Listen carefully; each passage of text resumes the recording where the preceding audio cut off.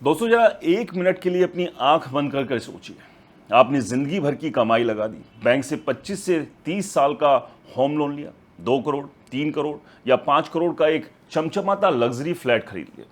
Builder ने आपको infinity pool दिखाया, स्काई क्लब दिखाया, इटालियन मार्बल दिखाया, बच्चों का प्ले एरिया दिखाया, 24 घंटे security, smart home, high speed lift, 5 star lobby, सब कुछ सपनों जैसा लगा। रजिस्ट्री भी हो गई, परिवार खुश, सोशल मीडिया पर नए घर की तस्वीर भी डाल दी।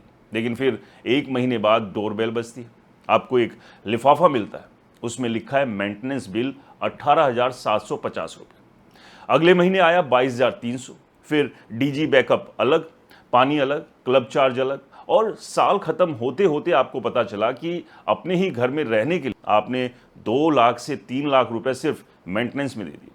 अब सवाल यह है कि क्या ये सामान्य खर्च है या देश के बड़े शहरों में एक ऐसा सिस्टम बन चुका है जिसे लोग धीरे धीरे मेंटेनेंस माफिया कहने लगे। नमस्कार, मैं हूं आपका अपना रियल एस्टेट जर्नलिस्ट राज के वर्मा, और आज बात सिर्फ गुरुग्राम की या नोएडा या दिल्ली की नहीं। आज बात होगी उस खेल की जो मुंबई की हाई राइज सोसाइटी से लेकर नोएडा के लग्जरी टावर तक, बेंगलुरु के गेटेड कम्युनिटी से लेकर हैदराबाद के प्रीमियम प्रोजेक्ट और पुणे के नए टाउनशिप तक अलग अलग रूप में दिखाई देता है। पहले एक बात बिल्कुल साफ कर दूं, हर बिल्डर गलत नहीं होता, हर मेंटेनेंस एजेंसी बेईमान नहीं होती, और हर सोसाइटी में प्रॉब्लम नहीं होती। लेकिन जहां डिस्प्यूट सामने आए हैं वहां पैटर्न इतना मिलता जुलता है कि हर खरीदार को ये कहानी समझनी चाहिए। अब असली खेल समझिए। जब आप फ्लैट खरीदते हैं तो बिल्डर आपको बेस प्राइस बताता है, लिस्ट बताता है, car parking, club membership, stamp duty, registry, और फिर एक लाइन आती है IFMS यानी interest free maintenance security. Position के समय कई प्रोजेक्ट्स में खरीदार से 2 लाख, 3 लाख या 5 लाख या उससे भी ज़्यादा रुपए इस नाम पर जमा कराए जाते हैं। आपको लगता है कि शायद आने वाले खर्च का इंतजाम हो गया, लेकिन असली कहानी पोजीशन के बाद शुरू होती है। देश के बड़े शहरों में मेंटेनेंस चार्ज का कोई एक तय फॉर्मूला नहीं है। कहीं 2.5 रुपये प्रति स्क्वायर फीट, कहीं 5 रुपये, कहीं 8, तो कई अल्ट्रा लग्जरी प्रोजेक्ट्स में 12 से 20 रुपये प्रति स्क्वायर फीट तक चार्ज देखने को मिलता है।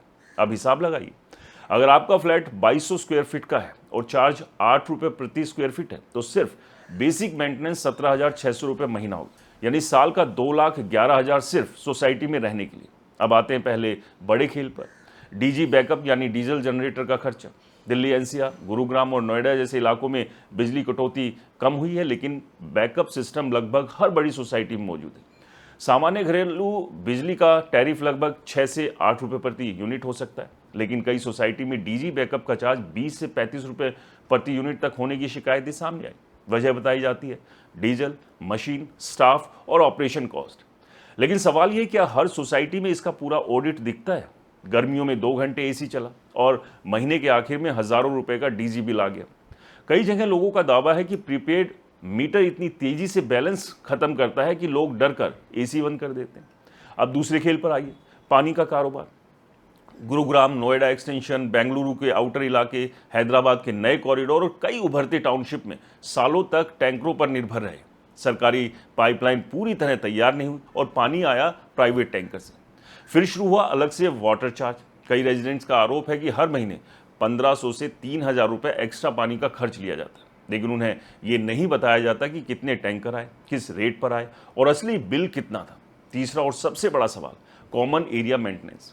Security guard, housekeeping, lift, CCTV, gym, swimming pool, garden, STP, fire system, इन सब पर खर्च होता है, इसमें कोई शक नहीं। लेकिन अगर किसी सोसाइटी में 1000 फ्लैट है और हर फ्लैट औसतन 10,000 रुपये लिया जा रहा है, तो महीने का कलेक्शन हुआ 1 करोड़, साल का 12 करोड़। अब सवाल उठता है, 12 करोड़ का पूरा हिसाब कितने रेजिडेंट ने देखा? यही वजह है कि कई शहरों में ऑडिट की मांग सबसे बड़ा मुद्दा बन गई। अब बात करते हैं बिल्डर और RW यानी रेजिडेंट वेलफेयर एसोसिएशन की लड़ाई। देश के कई राज्यों में कानून कहता है कि तय शर्त पूरी होने के बाद सोसाइटी का प्रबंधन धीरे धीरे अपार्टमेंट ऑनर्स या RWA को सौंपा जाना चाहिए।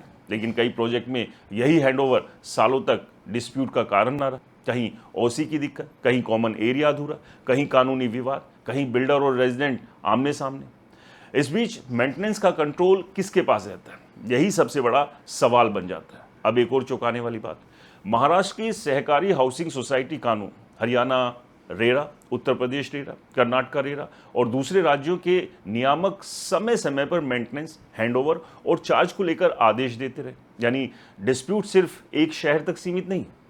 सोशल मीडिया खोलकर देख लीजिए, मुंबई में लोग ऊंचे मेंटेनेंस से परेशान हैं, नोएडा में आरडब्ल्यूए विवाद वायरल होते हैं, गुरुग्राम में डीजी चार्ज चर्चा में रहते हैं, बेंगलुरु में पानी और टैंकर खर्च पर बहस होती है, हैदराबाद में फैसिलिटी मेंटेनेंस को लेकर शिकायतें आती हैं। यानी प्रॉब्लम का चेहरा अलग है लेकिन कहानी लगभग एक जैसी।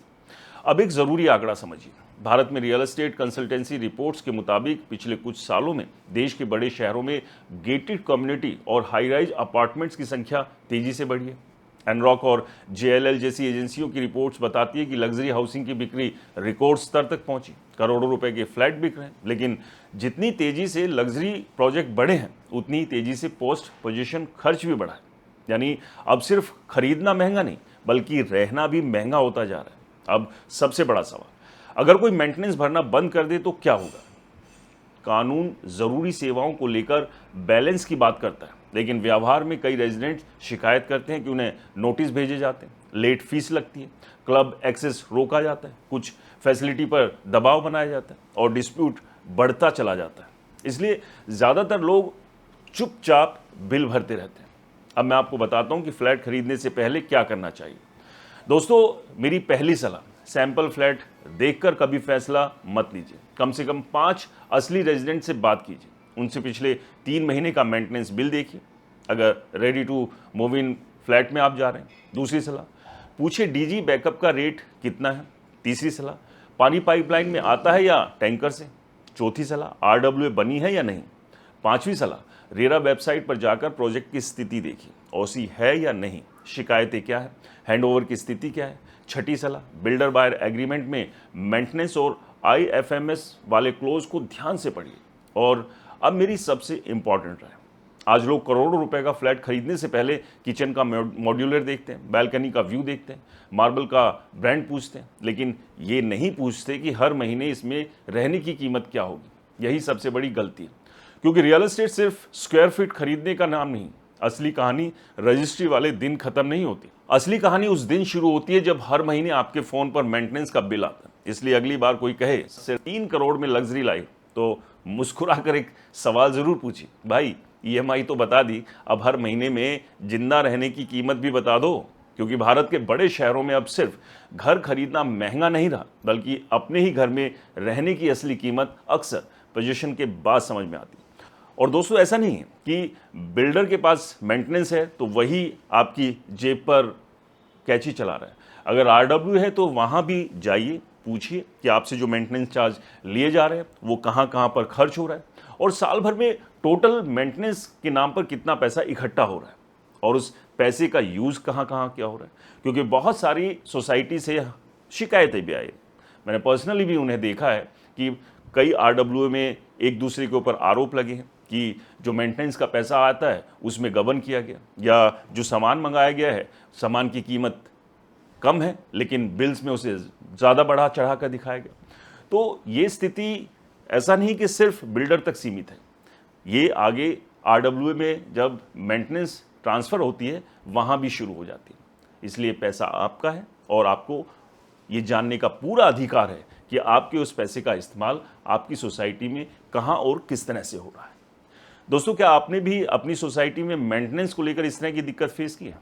कमेंट्स करके ज़रूर बताइए। और आप देश के किस शहर में रहते हैं, किस सोसाइटी में रहते हैं, ये भी ज़रूर बताइए। और वीडियो पसंद आया तो इसे लाइक करें, ज़्यादा से ज़्यादा लोगों को शेयर करें ताकि तमाम लोग जागरूक हो सके, क्योंकि ये पैसा आपकी मेहनत की कमाई का है।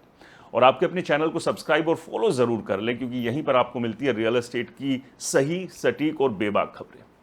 फिलहाल मुझे दीजिए इजाज़त, नमस्कार।